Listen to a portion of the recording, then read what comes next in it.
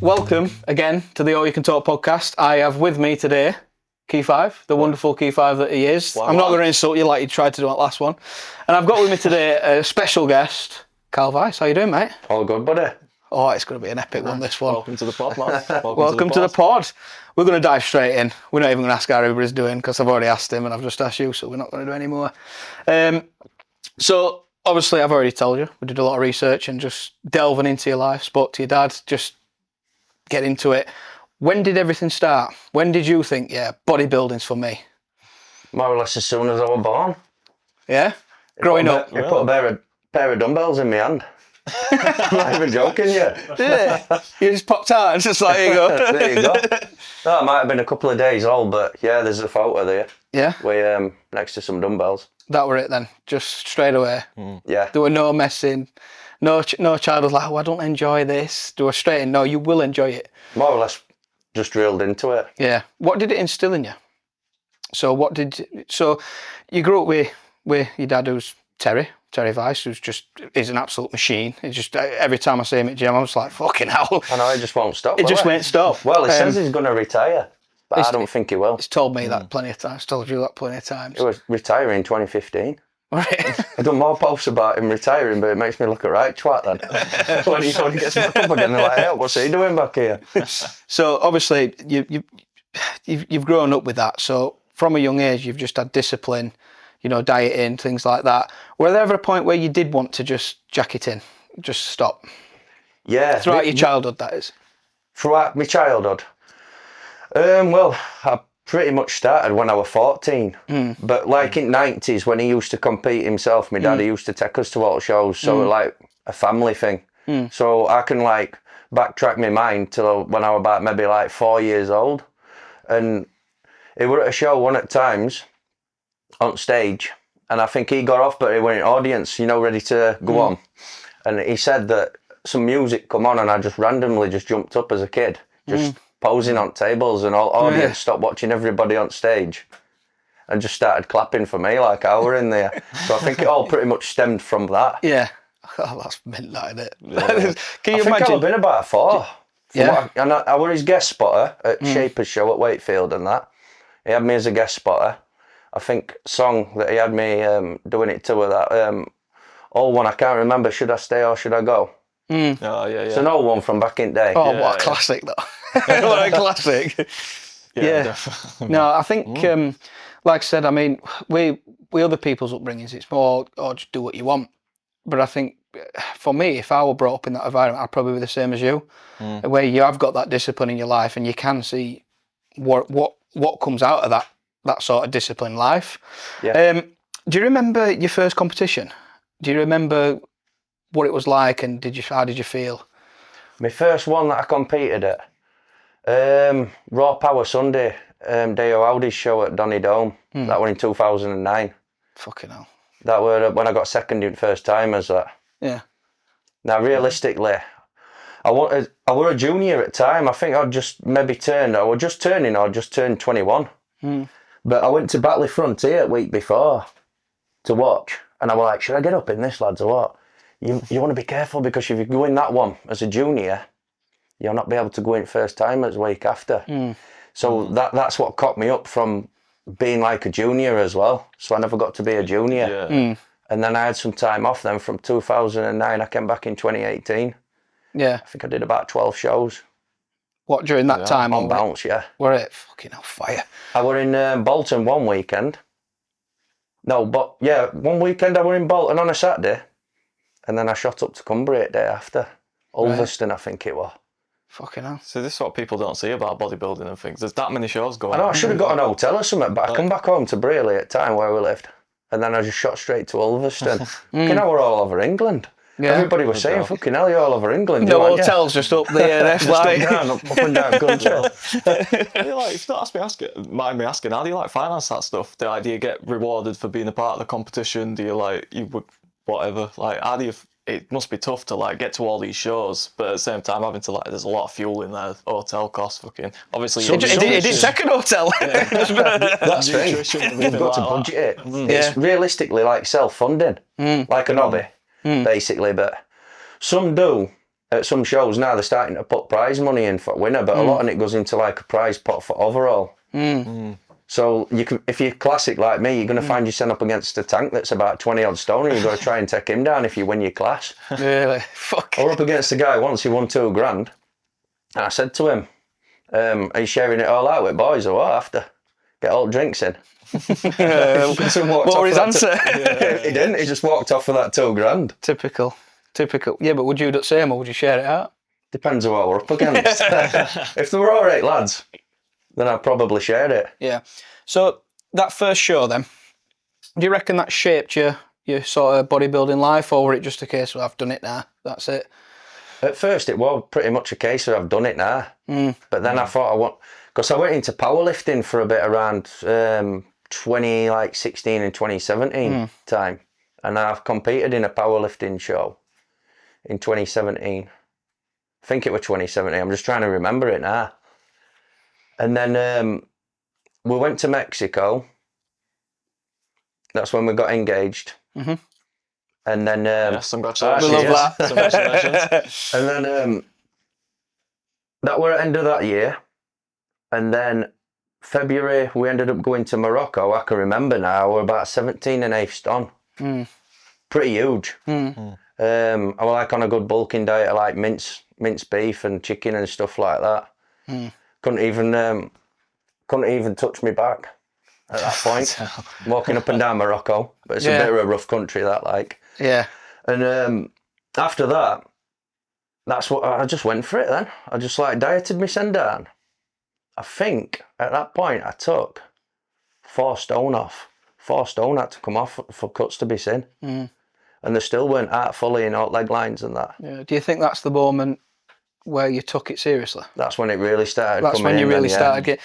Do you think it's an addiction? I'd say so, yeah. Yeah. Because we've had that several times. I mean, we had Jordan Holmes on not long ago, and he said exactly the same. He says he's addicted, he can't stop. He says he loves just training, loves the feeling. Yeah, he did a show last year. Was it this year? This year. Yeah, I think it was this year he mentioned. He wants to do more next year. Yeah, he'll have that bug. It just gives you that bug. Yeah. Can I ask on the addiction side? So like, I've only just recently started going to gym, right? So like, you love seeing your little gains and stuff like that. As you can tell. Like, yeah, definitely. But like, on the addiction, is it, because I'm quite a competitive guy, like, are you addicted to the competitiveness of it? Are you addicted to the showmanship of it, or the look of yourself? Like, where do you think that addiction stems from? Good question, buddy. I'd say it's pretty much all, mate. Yeah. I'd say it's all. Yeah. It's hard. It's hard to think where it actually stemmed from. Because that always goes off in my head. Like, why am I so hooked? Yeah. No, it makes sense. Because as mammals, we're addictive. We're addictive personalities. We're all born the same. We've all got one thing that we just focus on. And I think that's everybody's lifestyle. It just depends what you're addicted to. Yeah, I think it can turn more into an obsession. But obviously, if you're obsessed in it, you're going to drill for it more, aren't you? Yeah, 100%. Oh, yeah. Yeah. I mean, I see some guys, mate, and they'll win. And they've got the most miserable fucking look on their faces I've ever seen in my life. I'm like, pal, you fucking champion. What you know what I mean? Should be like buzzing, or some of them just walk straight off. Yeah. No, you see it at Mr. Olympia, though, where they all just like, fuck this, I've done now. That's it. And then they're back on year after that, and they're thinking they're back on it. Do you think for them people it becomes that it's never enough? So even if they do win these tournaments, they're disappointed because they didn't get that certain goal or whatever. Like, do you think it becomes a point where it is never enough? You are just chasing perfection that you never maybe find for some of these guys. Yeah. Yeah, but then you can start dropping then as well. So if you've been at top for so long, you can keep going, obviously, like ducking injuries, things like that. You'll probably not be as strong as what you were, and obviously age is against you because you're slowly getting older, but that can be on a winner as well because your skin gets thinner. So you're getting more grainier as you go along. So if you stay in good nick, you get a bit tighter. You should be all right. It's just like keeping good foods in and looking after yourself, really. Yeah. No, I've seen guys on stage, mate, like 73-year-old. And they'd beat lads in their 20s and 30s. Yeah, just look after yourself. I think that's the main thing to get out from it. Just look after yourself. Don't matter how old you are. Just look after yourself. You'll be fucking up there. I'm just thinking to myself now, I'd look at 73. Probably a fucking wheelchair or something. Well, you have got your Ronnie Colemans who are in wheelchairs, but if you've noticed, the ones who they didn't go to extreme lengths to lift as much as Ronnie did. Yeah, because they were powerful in, weren't they? Oh, fuck. It's like when he's lifted, leg pressing 800 pounds or whatever, or however many pounds it was, 2,300. I think it was. It was something like that, weren't it? And it was like a car. And he's like, why'd you do it? He's like, because I could. And now it's fucked. Do you know what I mean? I know. That's the only problem. I mean, like, a lot of lads that say that if they've, like, been in Olympia or something, I mean, I know one or two lads that have been in Olympia, like Big Trev and that, they were having to lose the weight after, so it didn't affect them on in later life. Yeah. So it's always better if you get that massive, you can still keep a decent body, but just trim it down a little bit. So, like, if you're over, like, 20 odd stone, your body's not going to be able to really keep up with that for too long. So you're better off just taking it down. Yeah. And just getting it like a trim look. I mean, that German bloke, Dennis Wolf, for example, he's got a good physique. He used to be a tank back in 90s and 2000s era as well, didn't he? Yeah. I think the big one that were massively underrated during the same period of Dorian, but it was Tom Platz and his legs. Just fucking legs bigger than my head. Absolutely massive legs. How old is he now, Tom Platz? 60 odd. Yeah. He's still got huge legs that beat most of the guys that are competing now. They're massive. Yeah, he's mostly training now because he said he stopped for that reason, that he didn't want to become fucked later on in life. So it just goes to show that you can keep a good physique, but get to that point where you stop and not going to fuck yourself, if you get me. Yeah, so you'd be towing with legs that big though, wouldn't you? If you went to Primark or somewhere like that. Yeah.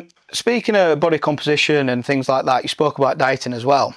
How quickly did you get to a point where you knew where your peak was, where you felt good and where you felt really good on stage?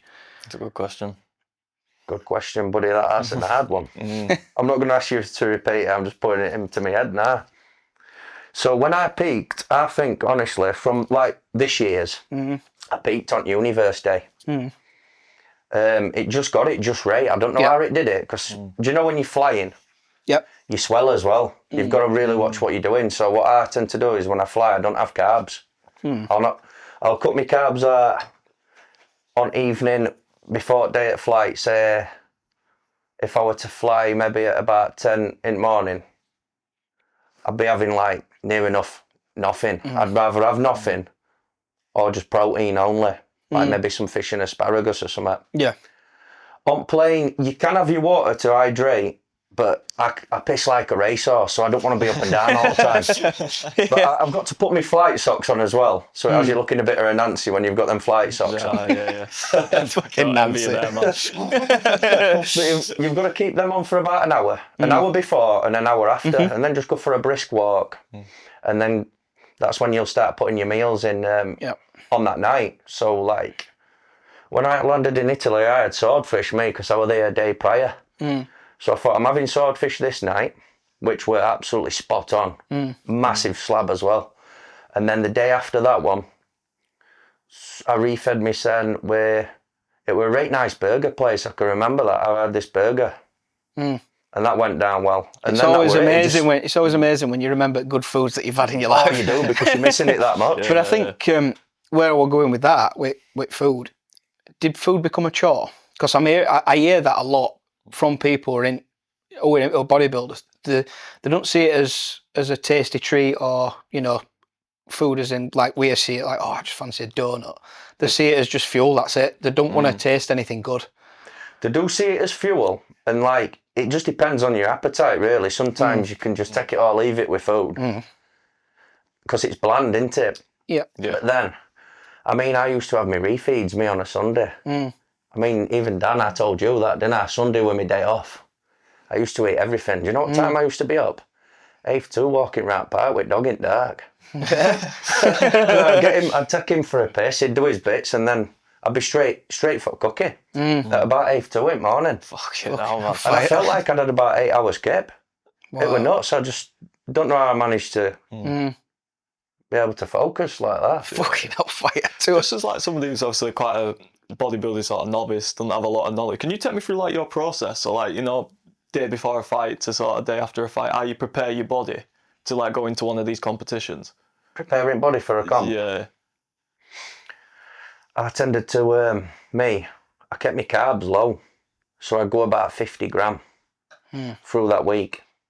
Obviously, I told you that, didn't I, where I got on plane. And then I'd just start loading up at last minute. Because the only problem with me is, because I had a classic, I'm having to watch them scales. That becomes a problem then. Because a lot of bodybuilders will look at the Senzit mirror. I was too busy, it were always what them scales said. And I think that's an issue, me, because if you see that it's not coming down fast enough, you'll start starving you, son. Yeah. You'll think, fucking hell, it's not coming off, what do I do now? And you start being a bit silly in your own head. I don't know if a lot probably do it the sense, but you end up maybe missing a meal or doing a meal without carbs or taking fats out or taking so much out, you know, just to get it down. Would you say you went on like case by case or meal by meal, or did you have a set routine? It was a set routine. Yeah. And I just kept that going for about, I think it was 20 weeks in, and because I had a Lorette de Mar holiday in between it.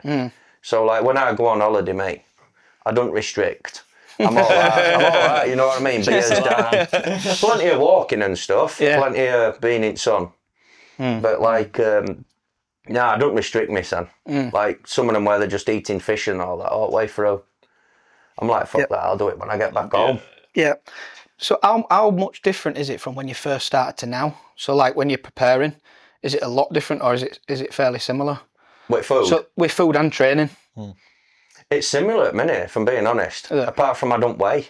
I don't weigh out. And then if I do get over hungry, I'll just eat a bit of shite here and there, like maybe some Doritos or a couple of rice. Couple of what rice flavour? Yeah. It's got a bit purple ones. It's a shout. Legend. It's a shout. Purple ones or Takis, they're banging them. If you can get them from shop, that is. My thing's Pringles, mate. Texas barbecue Pringles, man. Just can't stop, bro. Oh, fuck, it's my weakness, man. Now that's because obviously when you first start, you're obviously inexperienced. But mind you, with your dad, I think you got taught it anyway. But a lot of people you see where they start off doing anything, so boxing camp or anything like that, and then by the end of it, they're training completely differently because they know what the body feels like at certain periods. So that's why I asked, just in case if you're any different or if you noticed any patterns, and if you did anything different, did it have a catastrophic, event in your body or anything like that, or it just, I'm doing this and that's it all the way through your career, or was there times where you had to change like that?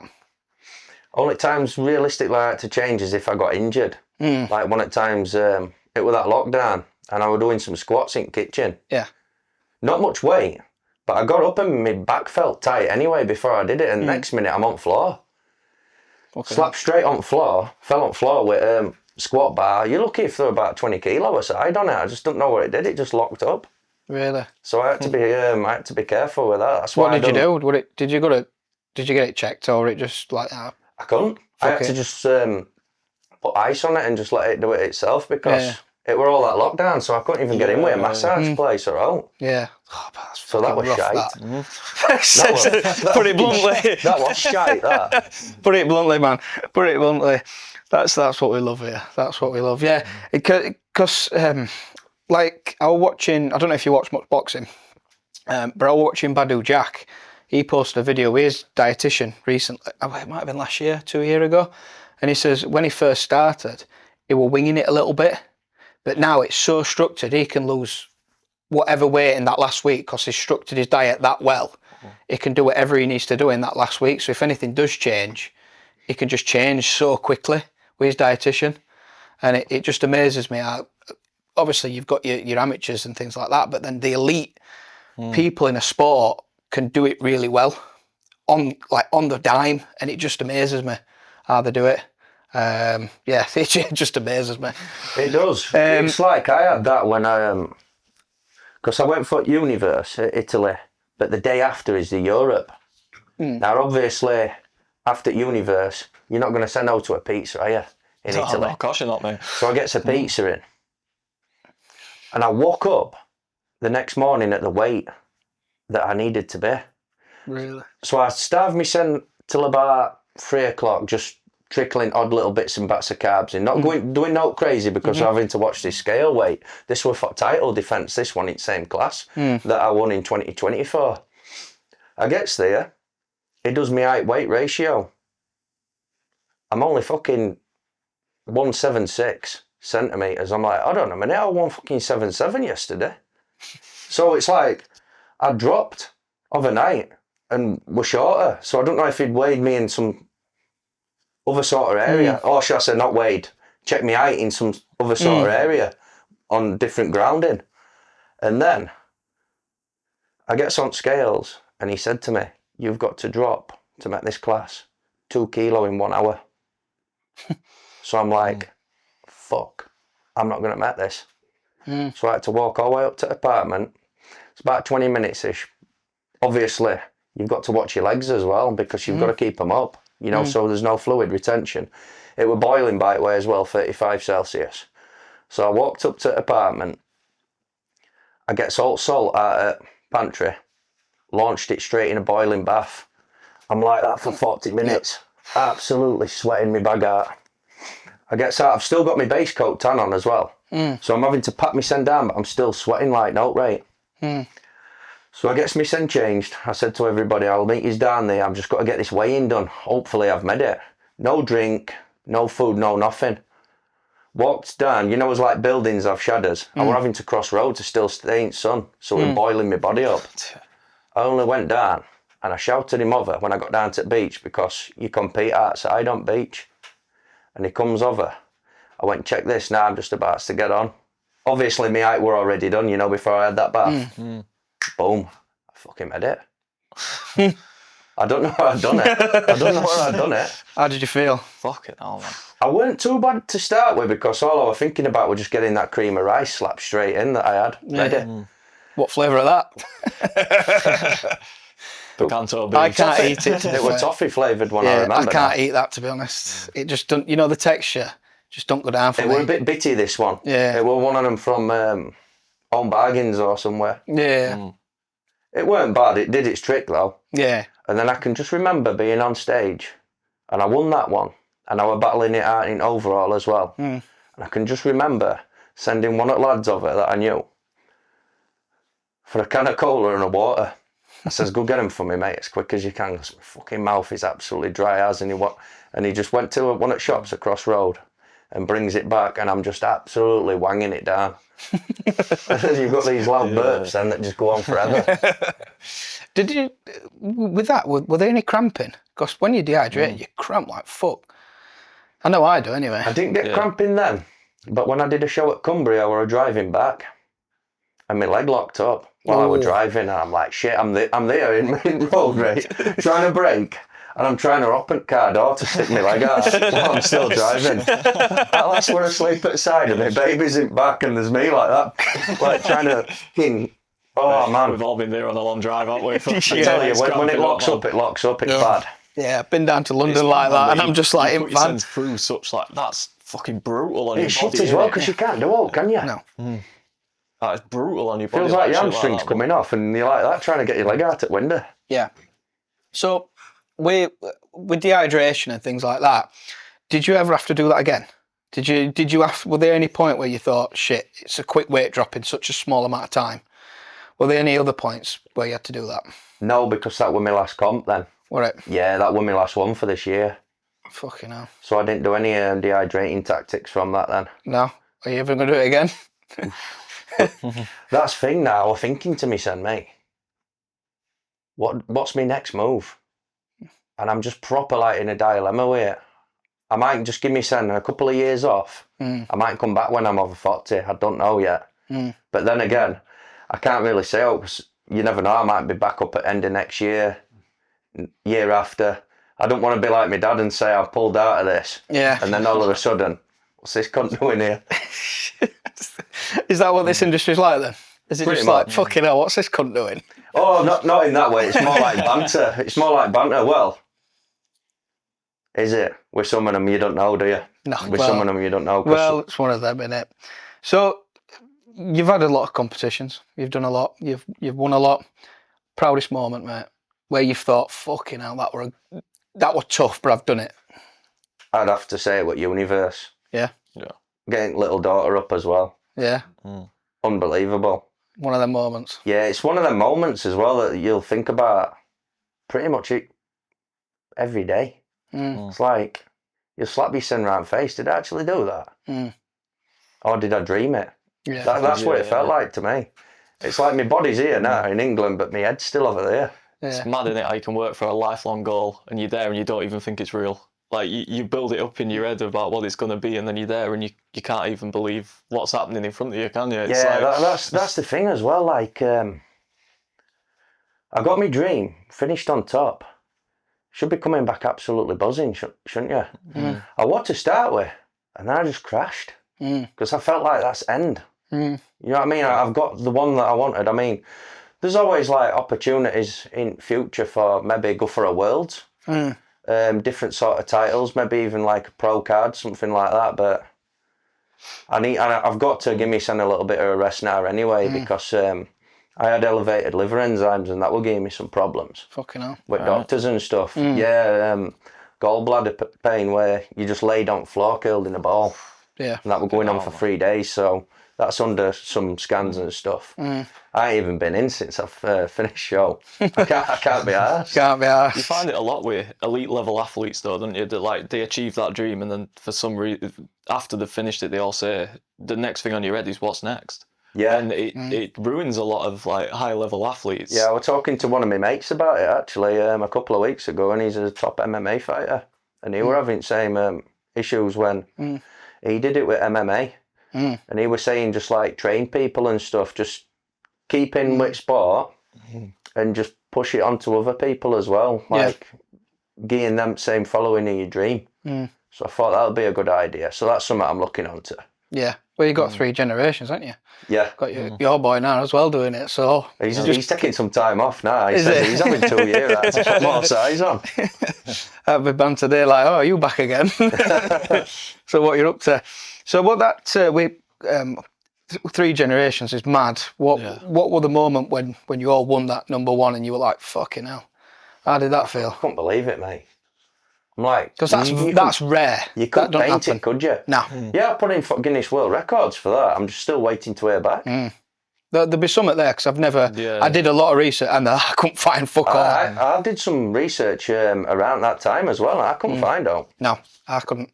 I did a lot, and that's... Yeah, you don't see that often, if at all. So. I can remember coming through Italy airport where we brought 9 back, but obviously my dad, when he jumped on plane, it were either before or after his flight. We come through with about 9 trophies, and they were all wrapped up, and they were like, what are these? I went, oh, they're only trophies. And they were saying to me, you must stop winning in Italy, you'll never come and win again. So I'm there walking on plane, and it's like I've got these mini body bags. So everybody's looking at me on plane, like, what's this guy doing? And then air hostess woman comes up and she says, what are they? I says, the trophies. I did it like last year and stuff. Where are you thinking of putting them? And I'm like, well, you can't really fucking put them all... Order another plane for them, you know what I mean? I usually put them on my lap. Oh, they're going to have to... mint brag that, by the way. Get me another plane for these trophies. Like. May as well have. You're going to have to put them in overhead. Do you know what I turned around and says? I was that much on a buzz. I says, just make sure pilot lands it nice and safely. Instead of dropping it down with a big bang. Fucking hell. Being one of them foreign pilots that whack it straight on the floor. Were you getting it large coming off a plane down steps, like tucking it to a crowd and that? It's an Italian, it's bitter. Yeah, some of them are like that. They're not too bad actually, but it's like, when I've been abroad, it's always like a foreign pilot that'll land it hard. Like, if you're like that, dozing and you're asleep next minute, they say, we're landing in next 10 minutes, but you doze off. You'll wake up to that bang, won't you? So, do you compete much locally? So, in terms of in Britain anymore? My last one's in Britain, 2022. I did one in Walsall. Derby. If you could do it abroad, I think abroad's a lot better. Yeah, it is. It sounds a lot better. It is, 100%. That's the only thing that kept me going. Yeah. It's fucking unbelievable out there. Yeah. It's where they film one at James Bond movies as well. Really? What's it called now? It's one with Daniel Craig in. Yeah, I can't remember. I don't know if it's Time to Kill or something like that. Yeah. That's where it was filmed. Oh, No Time to Die. No Time to Die. That's it. Yeah. That's it. Yeah. Yeah, it was Fucking filmed hell. there. Well, there you go. That's a fucking brag as well, isn't it? we're on to the bragging part of this now. Oh, I didn't mean it as a brag. I'm just saying it was just a fucking absolutely unreal place. Mate, we Can't create- get You've enough earned of the it, mate. right, mate. You've earned the right. With career, mate, you fucking brag away. You do it. And if you're getting Guinness Book of World Records, come on here and I can brag some fucking more. Oh, definitely. That's if they will. I can't see a reason why they wouldn't. Yeah. I mean, you can prove it. It's in record, so why they wouldn't? You know, you have to have proof. You've got proof. Send this to them. Yeah. Hey, get this in your fucking record book, for fuck's sake. Oh, I'm clipping that. Definitely. Yep. Do you know what? Everybody in chat just comment and tag Guinness Book of World Records on TikTok everybody. right now. Do Everybody. it. Please, please. So That would be a dream come true, that one would. oh, that'd be mental, wouldn't it? That would be mental. We're going a bit of a downhill now. What's the most challenging thing you've had to overcome during the entire bodybuilding career? What would you think where you've gone, oh, I can't, fuck that? Hold on, let me think now. I feel really bad from going up here to just going through. No, don't worry, mate. Don't It's worry the All about You Can that. Talk podcast. This is what we do. We take people on an eye and then we hit I them think, to low. be honest with you, the most challenging thing is getting on plane Yeah. and travelling because you're starving and then you're getting ready for it, aren't you? So, like, you're having to hold your foods back, but then you're having to pack your case with certain foods. They've got to be dry, by the way, as well. It's dry, like carb sauces and stuff that I use. Fish and rice cakes. Yeah, well, you've got to work out, like, when you're abroad as well, which shops sell certain things as well. Because you'll think to yourself, shit, do I need to go to Asda? Do I need to go to Aldi or whatever before? And pack so much into my case because might not be able to get them food sources over there. Yeah. So that's preparation that goes into this, man. That's Fair a play. tricky one, that. And then you're watching your case weigh. That's a fucking bastard as well. Because it's just, as cases were over Yeah. in Italy when we were coming back. So do you know what they did? Kids and that were putting all the clothes on. Yeah. Everybody were laughing in Italy, Naples airport while they were banging all these clothes on. They had about 7 hoodies on. There's I won't say it's a family friend. They probably would. They went on plane and apparently bags were over. Apparently kid turned around and said to thing like, that fat cunt can get on, why can't we? We're just thingy. Pointing to only a little 5-year-old kid. It is a good point. It's a good point. A 5-year-old's got a better point. Do you know what I mean? I've seen certain captions and memes with something like that. With case weight. Yeah, we should be weighing Somebody be passages. weighing 30 stone. Yeah. I've done it, put a couple extra jackets on. They're a bit warm, but they're all right. Do you know what I mean? But yeah, it's a lot of mental preparation as well as physical as well, by it seems, that it just seems there's a lot more. Are you more mentally exhausted rather than physically after a show? A bit of both, really. But once you're getting yourself back into eating habit or eating some shite again, you don't feel too bad because your energy's lifting, but you're rebounding then as well. So that's what you've got to watch out for as well. Yeah. Your body will grab more weight. Yeah. You can put a stone on within about 4 days. Yeah. Easily. Because it's in like a survival mode, isn't it? Yeah. Especially with that, because it's like a starving mode, that for an amount of time. Yeah. Yeah. This is going to be a weird question, but do you find yourself retaining more water before or after? Is it because obviously when you're dehydrating and things like that, your body's just trying to suck everything in. But when you refeed, when you're eating all shit, your body's it's obviously carbs, it's gonna get water. Do you find you're fuller before or after? After. Always does it after. Yeah. For me anyway, yeah. Because like, with me being on like scale weights and stuff, having to make weights, I don't go crazy with carbs. It's like you're restricting yourself because you don't want to spill. And then you've got to like put in certain foods. It'll always be trial and error anyway, no matter what. Like I've done about like, is it 50 plus shows. I've lost count exactly, but I know I've done 50 plus shows and I've always been trial and error. Don't eat that instead, don't risk that. It's like, you've got to hit that balance. I guess there's no one size fits all either, is there? Because everybody's body's different, reacts differently to different foods, different exercise, etc. Yeah. Oh, it's just so complicated, man. I just want to eat. I said to Danny, that's all you think about, though. Yeah. I said to Danny when we were training the other day, I said, I come to just eat what I want, and then that's why I'm like fat. Do you know what I mean? And I couldn't. I appreciate when somebody looks good. Obviously, you've got the question of steroids and things like that come into play, and you see some at monsters that you see in Olympia, for example, at you can tell they're on something, but I prefer looking at a nice slim physique that just looks well, that don't look absolutely huge, but just looks like really well. Day, really, innit? Because the majority of them, you see the bloated stomachs and you see that they're just trying to pack as much weight as they can on. But I kind of look at somebody and think, you've worked hard for that. You've done everything you can to cut down as much weight and as much body fat as you can. I kind of think, personally, I'd appreciate that more than just packing as much weight as you can and look as big as you possibly can. Yeah, because it all started with that mass monster era, didn't it? And I think that's what a lot of guys are trying to get to now, mass monsters. But if you notice in Olympia now, would you say they look better now, or did they look better in 2000s era?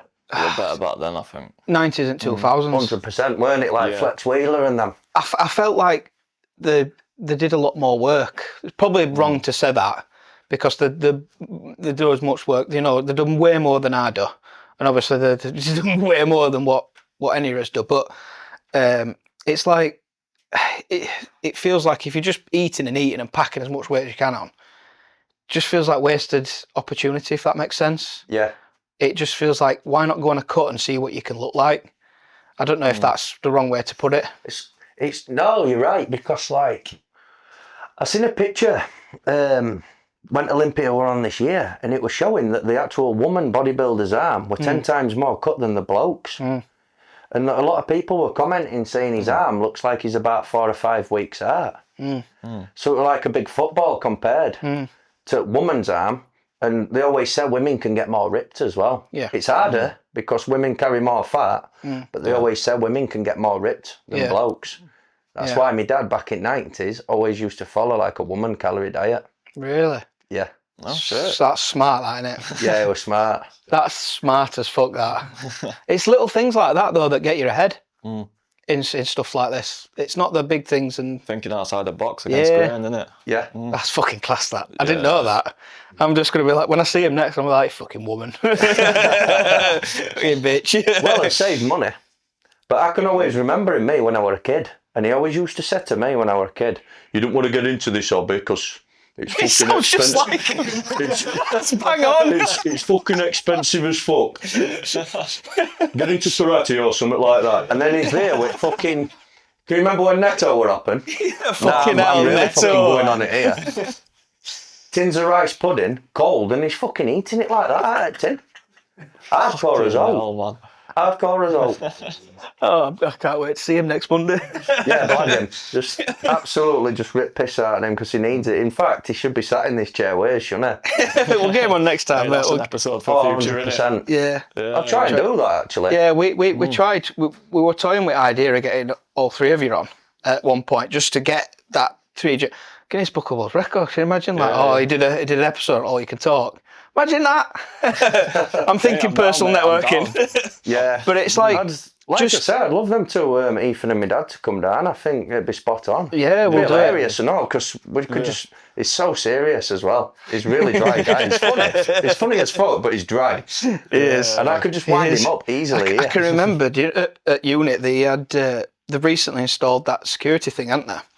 And I can remember on front door, and he was there, and you've got to scan your phone now to get in. And he walked in and went, "Oh mate, I can remember. Shit, this innit." I can remember he said to me, he says, "I'll tell you what, if I can't fucking get through there, I'm jumping straight off at counter." It's simple. Yeah. And do you know what I do, where you see a lot of bodybuilders got the phone, they're always on the phone. I love your dad where he's still got that notebook. Yeah, he's had that since 90s, that diary. It's fucking hell. Fucking hell. That's all right though if you stuck to one gym. You know, if you're changing gyms a bit, it's obviously going to have different machines, different weights. Yeah. Because I tried following method ages ago when I started training with him when I was about 14. We used to train at Old Emsworth Workhouse, and he always had that diary then. And people still go on about it to this day. Yeah. Fucking hell, has your dad still got that book? And then he'll leave it out, and I've seen people go over like that. Try and have a sneak look to see what it's. It's just a shopping list for today, like. Nah, I feel fucking puny me when I get mine out. It's like that thick, and he gets it out, and it's like Harry Potter. It's like fucking this big. Yeah, he'll have another one. He gets some. Yeah, they'll be coming into next fucking year, ain't it? 2026. Yeah. He'll be getting. Might get him one for Crimbo if he's lucky. If he's lucky. Oh, I can't wait. I know what you'll get for Christmas. What a diary? Looks like it. Fucking hell for you. Oh, I can't wait. I can't wait for Monday now. I might just come tomorrow to take piss out of him. Oh yeah, they mentioned that. I forgot my son. Yeah, I think he's going to Tenerife for a week. Yeah. I think it is funny because every time I see him, he's just like, oh, I'm off here. What doing? I'm not going to say, oh, well, I hope it rains. They'll be coming back even darker. He's always dark. Always dark, isn't he? I don't think he's that met just Terry. a fake tan of it, years like, or is it just? No, It's just always abroad. Well, he's usually in Bulgaria, but he's not going over now, he says, until next year. But he always, I think it's because he's got like thin skin, mate. It's always really dark. Oh, imagine describing your dad as always dark. It takes piss, like, like them nasals you get. Yeah. You ever had them? What's that, sorry? Them nasal tanners. Oh, yeah. Well, I've had them before, and he's still been darker than me, even though I've been dark as fuck on them. Fucking hell. What the fuck's a nasal tanner, by the way? It's them nasals that go up nose and gear. Yeah. The gear with tan through your... Yeah. Yeah. What? Yeah. How the fuck right, you can't just leave I only knew about them because of Dorian. Comes out through you. Yeah. Oh, fucking hell. Some beds only that road, Brad uses them. They're all right when you're on cruise ships. Quagmire. Quagmire. Well, the problem is, when you come back to England and weather's like this, your tan goes in about 2 weeks. Yes, it washes off. It's faded now. So we're bodybuilding. Obviously, there's nutrition. There's obviously weightlifting. There's obviously the posing, which takes it out of you. I tried posing once when I looked half decent before boxing, and I felt like shit because you're tensing everything. What part of you do you think you've mastered? Where you every time you know it's going to be on point? What, with posing? Anything. So nutrition. Which part of bodybuilding do you think you've got down to a fucking T and you know it inside and out? One of my strong points? Yeah. Posing. You think? Weirdly, yeah. I don't know how. It's like I said a bit earlier on in this, when I did that as a kid. It was just natural. It just come like second nature. As like lads will practice, won't they? Practice over and over and over again. I don't, me. No. I just put a tune on. I'll just probably listen to it, give it one go, and then I'll just flow me, son. And I can just transition to. It's like I just let music take over my body. What's It's your in your blood, man, isn't it? Yeah. Yeah, it's weird. That's where I'm getting from it. What's your pose then? What pose do you every time you go into it, you just think, this is fucking mine. I don't care what anybody else is doing. This is mine. Which pose? My poses. Yours is that one, isn't it? Fuck off. It's got to be. It'd be, I'd say, it'd be like arrow like that. Yeah. Or the one where I'm on my knees and then I do Terminator landing. Like Terminator 2 Judgment Day, where he lands at the beginning. I'll finish off with that one, and then I'll start off on one knee down on the floor, and then I'm down on the floor like that on my knees, and I just come up like that, and then bring my son up into like a front lat spread, and then I just go from there. Because I believe in it, me, like from like 80s, 90s, it were done like an art, weren't it? You don't see many guys really getting on the floor and that now. No. A lot of them can be quite stiff. I think it's got a bit more scientific rather than performative. Yeah. That's a good point, that. I think that. It's like that Ben Fatto and Frank Zane and all them. They were just absolute icons. Lee Labrada, of course, like probably best on planet. Yeah. Just way he moved and stuff to all music transitions. That they were like like if you're in an audience and you're going to watch a show, that's 100% what you're going to want to see. It's a innit, performance. Really? Yeah. It is a performance. It's like performing music or boxing. It's a performance. And you have to perform at your best. And it's good as well because you'll look back at video. Like I look back at video and think, fucking hell, I actually moved like that. Yeah. And I never practiced it before. Yeah. So, I mean, you might get one or two poses that are same and then you come back and do the same again. But you make it all go as like a spin. And I did one just after I'd finished my prep this year. And I just trialled my sen. I had a couple of wines, red wines, to get my sen a bit level. Put some music on telly. And I think I was posing the gear about 1 minute to 1.5 minutes, depending on shows, unless DJ fucking cuts it short like they always tend to do. That pisses you off, that. Fucking hell. For about 3.5 minutes. That's long, that, for posing, because they only gear that amount of time. I just thought I'll just do it as long as I can. And I did a good 3.5 minute one. Fucking hell. I've been knackered. I'd be fucked. Yeah.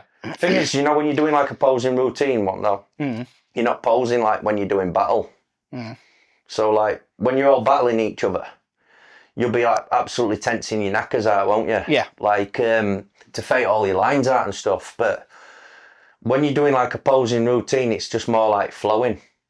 So you ain't got to really. You can in certain transitions, just like tense harder, but others it's just more of a flow. Yeah. No, I get you completely. Do you find that's when you find yourself at most peace? When you're posing, when you're doing these things in competitions, like just mentally or whatever? Just we get a lot of relaxed, athletes calm. say, like, I know, for example, when I play football or when I'm on stage, it's like I'm just sort of an out of body. I'm on a flow state, if you will. Yeah, it's Just weird calm. because it's like you say, adrenaline pumps in. Nah, you can get two options on this. I mean, if you're new to it, obviously anybody that's new to bodybuilding, they're going to have a bit of stage fright. Yeah. And sometimes when they're shouting up to you on microphone or whatever, they'll say, so-and-so, half of them will always forget the number. You know, number that's on your trunks, they'll forget the number. I've done it myself. And you can't hear because it like echoes. So when you're up there under lighting, you can't hear what they're saying to you. And like, if they want somebody in first, second, third, you always get somebody that'll walk to other end. Hey, mate, we want you there, help. And they get you straight. You always want first in centre and then second, third, like that. And then so on, depending how many's in line-up and stuff. But you do get stage fright. But if adrenaline kicks in and you've done a couple, you've just got this buzz for it. Yeah. You tend to forget about all that. Yeah. You hear anything in terms of like the crowd or like that? If they're cheering, do you just zone out? Yeah, you hear them cheering. Yeah. But you are in zone. Yeah. You're just proper in zone. Yeah.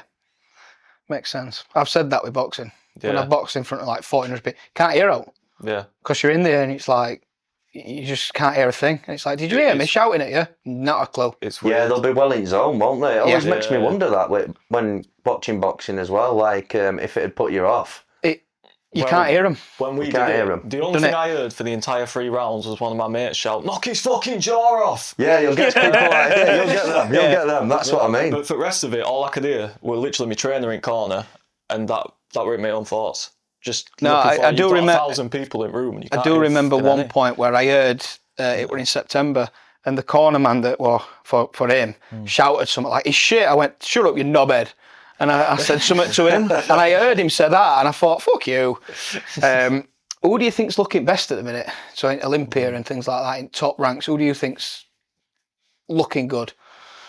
In Olympia at a minute. That could just ruin it, just absolutely take over. For posing, I'd have Terence Ruffin all day long. Oh, Unbelievable shout, actually. posing him. For look, I'm liking way he looked that Brazilian lad, that Raymondino. And then there's Mike the Badass as well from Germany, but he's looking a bit too big for classic, if you know what I mean. For top ranks, like open. Because obviously everybody goes on about Bumstead, but it's like he's retired now. He's gone a bit, isn't he? So it's like brilliant. there was something that, because he just looked, every single time he got up, he just looked on point. I'm saying me for open. One to watch for. Raymondino. Yeah, no. It's brilliant, Tim. Yeah. For open guys, I'm saying the one to watch for would be Andrew Jacked. Andrew Jacked. In next coming couple of years. We'll see. Maybe it's you. Maybe it's you, I man. can't see me getting to them level. You don't think? They're too big. It cost a fortune, wouldn't it? It cost them more to look like that than what they're earning at ending it, if I'm being honest. It's mental when you hear about the food habits, and it's like, why don't that cost you like 20 grand a year? The biggest respect I have for people like yourself is that discipline. That level of discipline you guys must have to compete, to be at that level physically. It's, hats off to you, man. Every gram of carb. Yeah, it's hard. I mean, to be honest with you, I didn't really measure much, me, this year. I couldn't be arsed. Honestly, I just couldn't be arsed going in the cupboard and just pissing around getting weighing scales out. It was Do you just think like that's a motivation dip? That's why you need to take a couple of years off, or is it just a case of like, well, I've got this? You're getting to the point now where you don't need to do that. No, What would you rather it say? Do you know weighing scales for body weight? They were coming down anyway. Yeah. Because I feel like I'm probably insulin sensitive, me. You know, like when you have carbs, it just blasts straight up then with weight. And my weight weren't shifting. So it was my wife that were coaching me in for this one. She really knew how to get me right for this one. I did it myself last year. My dad did it 2022. Eating like a woman. Yeah. She sorted it out to take all stress off me this year. Is that a stressful part of it? Just the nutrition side? Yeah. Yeah. I mean, she had some right research for it as well. Fucking hell. Mental what goes But on, with innit? food and stuff. And it worked. It's like I always say, no, there's nobody that'll know your body as much as what your wife will. Yeah. She sees you every day and stuff. Yeah.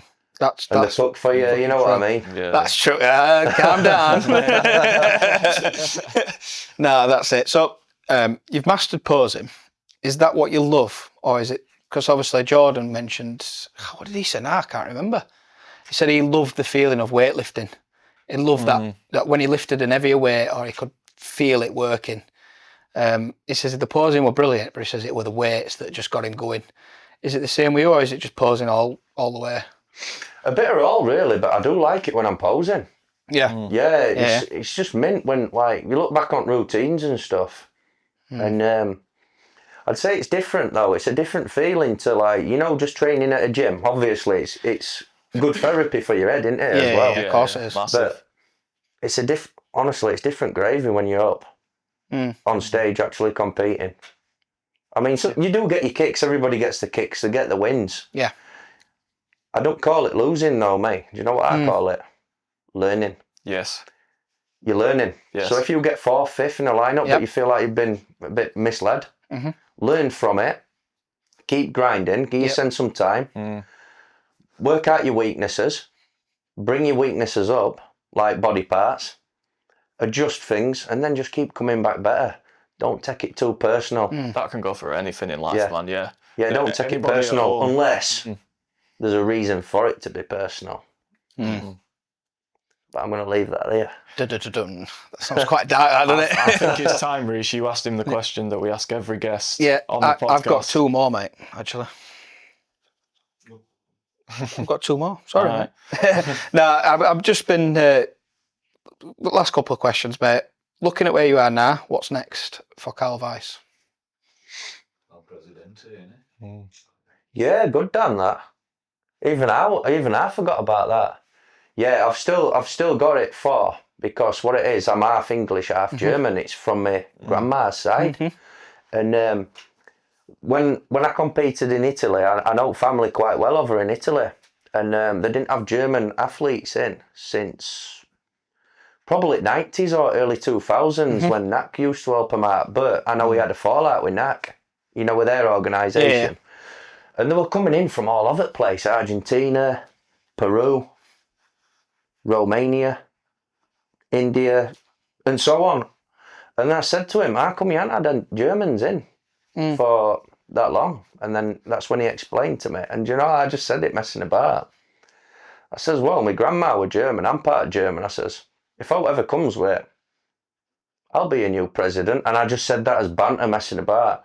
Next minute, Kyle Weiss, new president of Germany. I'm like, oh, fuck, I'm going to have to I'm gonna have to really fucking pull this one out of the bag now, aren't I? Do you know what I mean?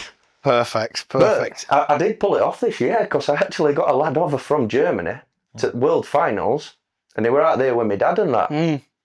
He fucking won. I can't believe it. And he was a natural guy as well. He weren't on any steroids or like that. Yeah. I pulled him out of a natural federation, give him a wild card. I explained it to top lads in Italy as well. Showed them who we were and stuff. They went, yeah, he more than welcome to come over. So I told him all, I texted him all in German and stuff, how to get through Rome. And he made it. He was absolutely brilliant. He come with one or two of his mates. Really? Fucking hell. That's buzzing, isn't it? Everybody was shocked when a German guy got on. That just proves that if you do ask the question or just make something out of nothing, you can take a chance. You can do it. Just take a chance. Just took a chance messing about, and he was like, he didn't even say yeah or no. All it was Kyle Weiss, new president, Germany. I'm like, oh shit, I'm gonna have to really light up my game here now. But I think it's a really good role, and it worked out this year. But I'm still building on that. Still building on it. You'll get there, man. You'll get there. Hopefully, lads. Cheers. Last question, mate, and this is one we ask everybody. How do you personally define a good life? Personally define a good life? Family. You've got to have a good foundation. You've got to have good support. Family. Money. A lot of people chase money all the time. But money comes and goes. I say just as long as you've got enough to get by and you've got family, love, health and happiness, that's your perfect life. That's a good answer, man. That's good. That's a good answer. Do you want to plug your send your Instagram and all that? Just look into that camera. Plug your Instagram. What's your Instagram handle? Show everything what you're about. My Instagram. He's sat forward for this one. I'm just trying to remember it. Yeah, it's because it's got a bottom dash in it. My Instagram's Kyle Weiss Bodybuilding. My Facebook's Kyle Weiss. VICE. I'm just trying to think. I'm new to TikTok. Let me have a look. I love this. I'm shit on it. I am, honestly. I'm shite on it. It's all right. I am as well. I fucking hate it. While I was looking, you know where you can find us. AYCT.official, Instagram, TikTok, or You Can Talk podcast on YouTube. Let us know what you think of this episode. And my TikTok, I've got it now. It's at Kyle.Weiss0. And that's my TikTok. I'm new on that, so I'm a bit shit. So good. Well, that has been a fucking cracking episode. I've enjoyed it, mate. I've learned quite a bit. I've learned a lot, mate. So I've learned an absolute bunch. This has been All You Can Talk. Yeah, absolute pleasure. Nice one. Brilliant, lads. Cheers, Kyle. Thanks, mate. Yeah, no worries at all. Peace. Next time we'll get me dad on and wind his miserable ass up. Terry, come on, mate. Come on, lad.